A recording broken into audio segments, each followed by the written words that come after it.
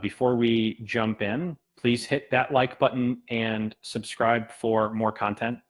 Ever wonder why a show everyone expects to love seems to be crashing and burning with audiences? Uh, it's a question that's been swirling around the new series, and the answer might not be what you think. Hollywood has a familiar playbook. When a big franchise doesn't land with fans, the blame often falls on the fans themselves.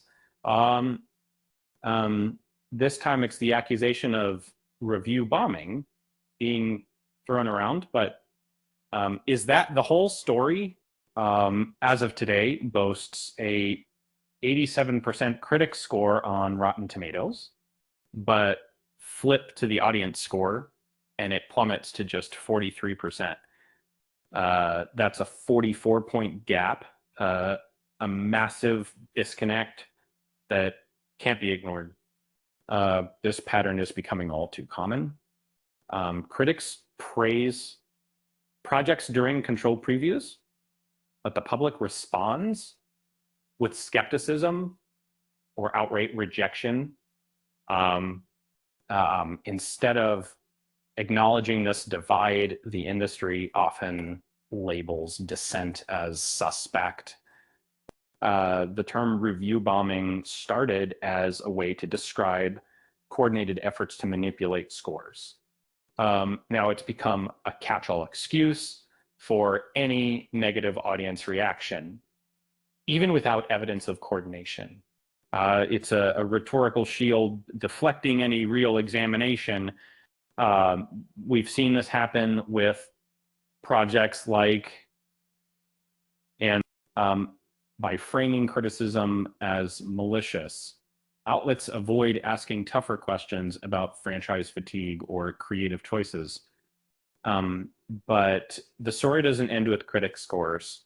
On Criticless, a site focused solely on audience sentiment, currently holds an 8% heinous rating. The lowest possible classification is this unfiltered feedback free from industry influence that suggests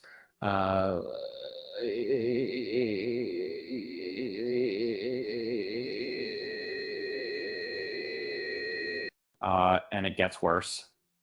Paramount Plus released the premiere episode on YouTube, hoping for a wider audience, but the reaction was overwhelmingly negative.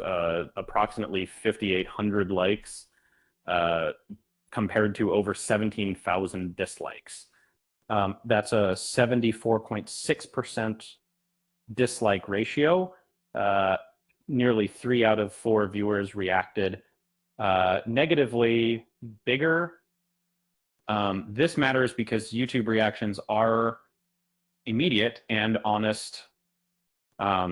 Viewers don't need to write reviews or create accounts.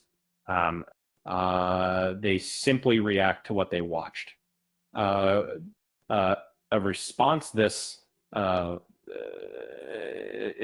lopsided is hard to dismiss. The simplest explanation is often the correct one. A significant portion of the audience watched and didn't like it. Years of inconsistent quality have eroded goodwill, and fans are now more critical than ever. And when a series carries familiar creative baggage that viewers have already rejected, it's a natural response. I mean, treating that skepticism as an attack only widens the divide of this. The real story isn't that was review bombed. It's that audiences no longer trust media narratives surrounding major franchise releases. They're not obligated to agree with critics, and they're not acting in bad faith. simply because their reaction disrupts a carefully managed launch.